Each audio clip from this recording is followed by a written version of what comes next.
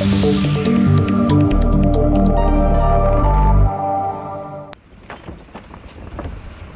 big city like Berlin produces a lot of garbage. Each one of these trucks is fully loaded 4 times a day. The average German produces about 450 kilograms of refuse a year, and most residents of the country are actually pretty conscientious about separating their trash.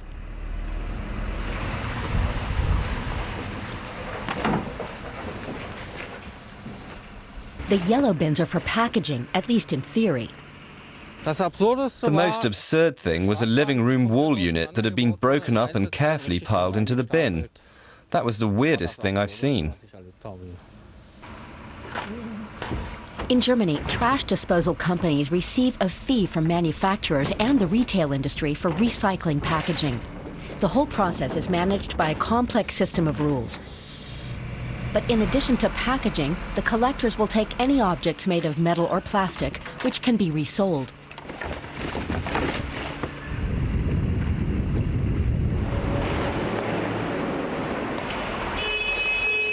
The garbage truck brings its load to a huge sorting depot.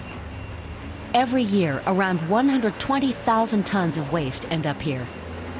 70% of it can be recycled.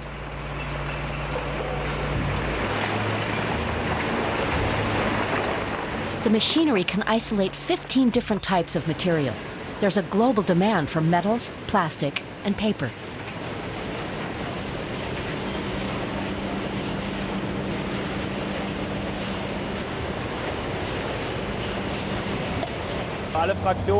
All these materials can be sold at a profit. They are sold on to industry as secondary raw materials. It's a lucrative business. The facility cost about 20 million euros to build. It's fully automated, one of the most modern in Europe. The materials are separated step by step. Steel is picked up by magnets. Plastic bags are isolated in huge centrifuges. Infrared equipment senses the density of the plastics, which are blown onto different conveyor belts. By isolating so many different substances, the waste disposal company hedges its bets. The price for these secondary raw materials is subject to the same market fluctuations as oil, coal, and metal ore.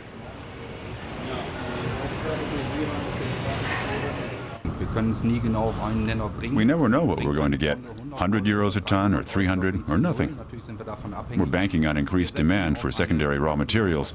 Studies show that the biggest problem for manufacturing industries in Germany will be access to raw materials.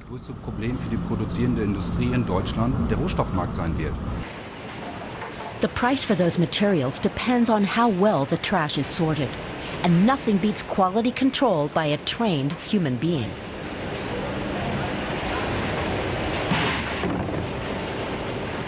Still, the plant itself is state-of-the-art.